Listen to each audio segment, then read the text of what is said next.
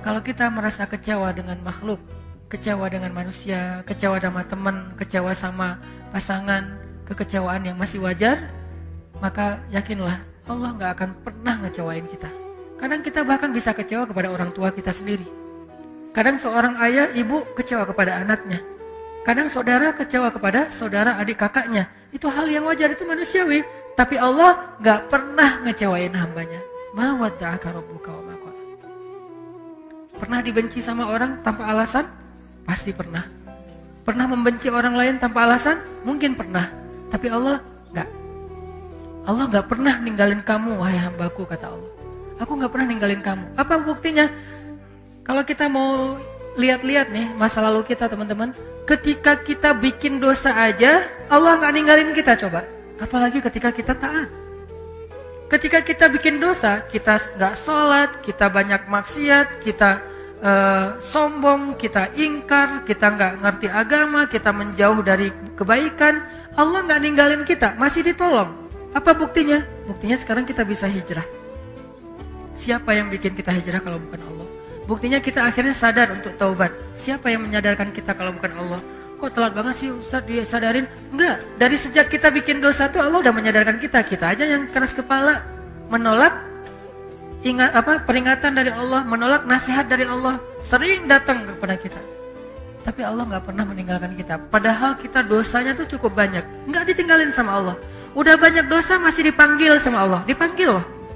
Qul ya ibadiyalladzina asrafu ala anfusihim.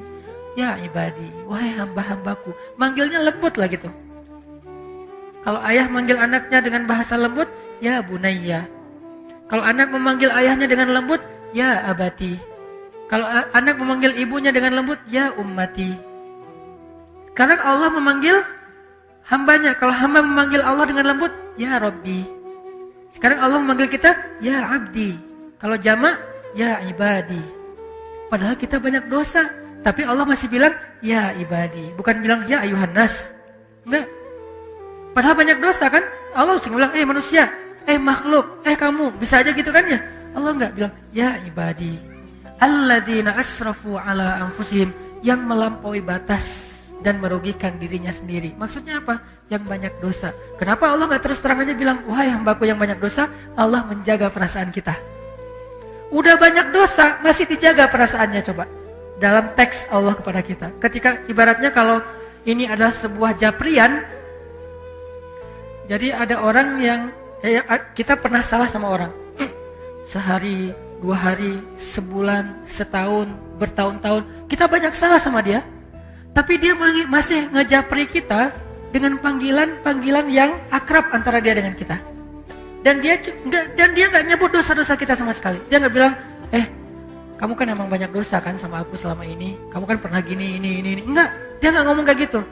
Friend, bro, bahasa-bahasa yang akrab antara kita dengan dia. Enggak sama sekali ngomongin dosa. Ada enggak orang kayak gitu? Enggak ada. Allah, udahlah kita banyak dosa, udahlah kita sombong banget, udahlah kita sering mengabaikan Allah, Allah sering enggak kita waro, tapi begitu sesekali Allah manggil kita, panggilannya lembut, jaga perasaan lagi. Ya ibadi, alladzina asrafu ala anfusihim, hamba-hambaku yang melampaui batas. Gitu doang bahasanya. Bukan hamba-hambaku yang hina, hamba-hambaku yang kotor, hamba-hambaku yang pernah berzina, hamba-hambaku yang pernah membunuh, hamba-hambaku yang enggak, yang melampaui batas. Bahasa yang elegan. Tidakkah kita belajar dari Al-Quran? Al-Quran itu teks yang sangat elegan. Hadis, teks yang sangat elegan. Sejak kapan komen kita tidak lagi berkiblat kepada Al-Quran dan hadis? Kita mengaku pembaca Al-Quran, tapi kita komennya tidak Qurani. Kita mengaku mempelajari hadis, tapi komen kita tidak nyunnah. Arti nyunnah gak elegan seperti Nabi. Pernahkah Nabi menggunakan istilah-istilah yang tidak baik untuk orang lain? Sampai Nabi mengatakan apa? Kalau ada budak perempuan kalian berbuat zina, maka cambuklah dia, tapi jangan cela dia. Cambuk itu bagian dari hak agama. Gak boleh diabaikan, itu hak agama. Bagian dari keadilan hukum. Cambuklah dia, tapi jangan cela dia. Lalu kalau dia berzina lagi 2 kali, maka cambuklah dia, tapi jangan cela dia. Kalau dia berzina lagi sampai 3 kali, maka juallah dia walau dengan harga seutas tali, murah. Tapi jangan cela dia, coba. Tetap gak boleh mencela. Terus apakah kita merasa lebih layak daripada Rasulullah untuk mencela orang lain? Hanya gara-gara berbeda partai? Hanya gara-gara berbeda pandangan politik? Hanya gara-gara beda mazhab dalam fikih? Hanya gara-gara beda geng? Di mana Al-Quran dan Sunnah? Di mana Al-Quran dengan teks elegannya, di mana Sunnah dengan teks elegannya? Kita mengaku Al-Quran dan Sunnah. Bahkan kita mengaku sebagai ahlinya. Ahlinya apa? Ahlus Sunnah. Yang paling berpegang dengan Sunnah. Di mana elegannya? Bukankah Nabi itu terkenal dengan tabligh? Apa arti tabligh? Kemampuan berkomunikasi yang paling baik. Sehingga ketika Nabi bicara, semua orang ngerasa nyaman dengan ucapan Nabi. Soal diterima atau ditolak itu masalah egonya. Tapi nyaman pasti. Nyaman dengan mendengar ucapan Nabi. Sehingga Allah mengajarkan kita. Bahkan kepada orang yang udah ngecewain Allah, Allah masih bilang, ya ibadi. Sampai ketika Nabi Musa mau ketemu Jibril, Allah tahu banget Musa. Karena Musa orangnya, karena beliau adalah orang yang gagah, karena beliau adalah orang yang terbiasa bicara belak-belakan, beda dengan Harun. Musa dan Harun ini 2 karakter yang berbeda. Harun diplomatis. Kalau Musa, dia apa adanya karakternya. Karena Allah tahu kayak gitu, akhirnya Allah bilang, waqula lahu qawlan layyinan. Nanti kalau ketemu Firaun, jangan lupa ya, ngomongnya pelan-pelan aja, ya Allah. Layyin, yang lembut, yang santun, jangan marah-marah. Ketemu siapa? Firaun. Apakah kita lebih rendah dari Firaun? Sehingga kita layak untuk dimarahi atau kita memarahi orang lain? Apakah teman kita hanya beda masalah sepele, dia lebih jelek dari Firaun? Enggak. Kalau ke Firaun aja dibilang qula lahu qawlan layyinan, lalu siapa yang kita ajak bicara? Sejak kapan istri kita boleh kita sebut dengan ucapan yang buruk? Sejak kapan suami kita boleh kita sebut dengan ucapan yang buruk? Sejak kapan ulama kita boleh kita panggil dengan ucapan yang buruk? Bahkan menyebut kata si saja tidak pantas untuk ulama atau orang yang berdakwah. Apakah dia lebih rendah daripada Firaun hanya gara-gara beda mazhab dan persepsi tentang masalah agama? Tidak.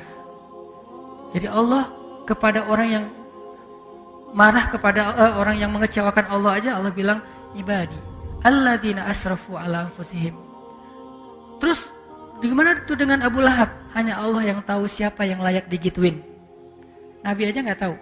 Nabi ketika turun ayat baru dibacain. Enggak Nabi duluan kan yang memanggil, dia Abu Jahal. Enggak, Allah yang nyuruh. Dia Abu Lahab, Allah yang nyuruh, tabban. Tapi kalau yang lain, Nabi enggak. Bahkan orang munafik aja dirahasiain namanya sama Nabi, coba. Yang tahu nama-nama orang munafik siapa? Huzaifah ibn Yaman. Sahibus sirri Rasulillah. Dialah yang menjaga rahasia Nabi, Huzaifah ibn Yaman. Nabi nggak ngasih tahu nama-nama orang munafik terus diposting, dirilis di media sosial biar semua orang tahu nih munafik ya, nih munafik, nih munafik. Enggak, kenapa? Karena Nabi tidak mau mencela orang lain. Cukup Huzaifah aja yang tahu. Kenapa? Biar nanti kalau ada apa-apa Huzaifah bisa mengambil sikap. Sampai Umar aja nanya ke Huzaifah, ya Huzaifah, kan Nabi ngasih tahu kepada kamu siapa daftar orang munafik. Kira-kira boleh nggak saya tanya satu hal? Apa Umar? Saya termasuk nggak di antara mereka? Umar aja khawatir. Saya termasuk nggak saya di antara orang munafik? Huzaifah tersenyum. Karena Huzaifah respect banget sama Umar dan pastinya Umar bukan orang munafik. Huzaifah nanya, karena itu bukan rahasia kan? Enggak, wahai Umar, kamu nggak termasuk munafik lah. Alhamdulillah ya Allah. Gitu, dan itu bukan basa-basi teman-teman, bukan pencitraan. Kalau kita berada di posisi Umar nggak akan nanya kan? Kepedean banget kan kita, kegeeran. Masa sih gua munafik? Kayaknya nggak banget deh. Gitu kan ya?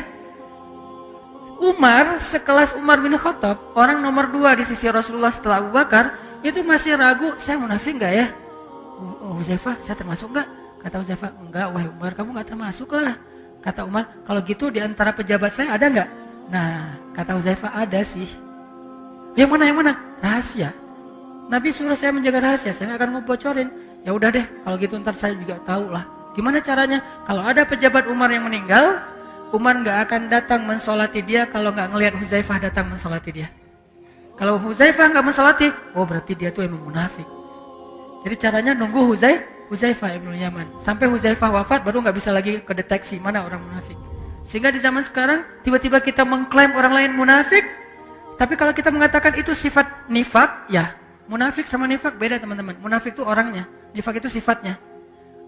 Jadi tanda-tanda kemunafikan, tapi orangnya belum tentu disebut munafik. Tanda-tanda artinya jangan sampai kita mirip dengan tanda-tanda itu gitu.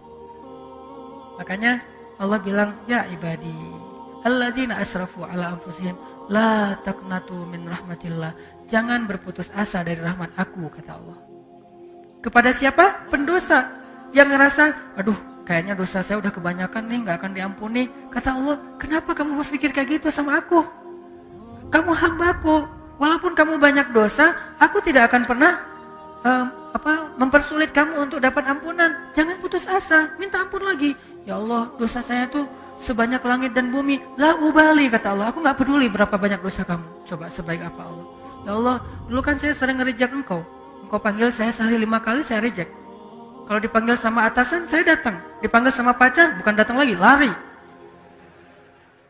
Kalau engkau yang panggil, saya abaikan ya Allah. Gak apa-apa, kata Allah. Coba, kurang pemaaf apa? Sehari 5 kali Allah manggil kita, teman-teman. Ngajak ketemuan. Gimana bahasa Allah ngajak ketemuan? Hayya 'alas shalah.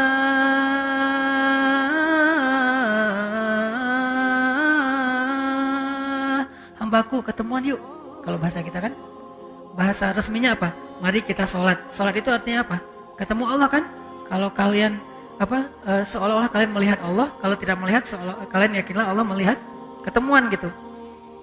Allah ngajak ketemuan, bahasanya kalau diterjemahin selama ini resmi. Saya lebih senang menerjemahkan bahasa daily kita lah. Arti hayya 'alas shalah dalam keseharian kita, yuk ketemuan yuk. Allah ngajak kita ketemuan. Padahal kita yang butuh Allah, Allah gak butuh kita, tapi Allah yang ngajak kita ketemuan. Hayya 'alas shalah.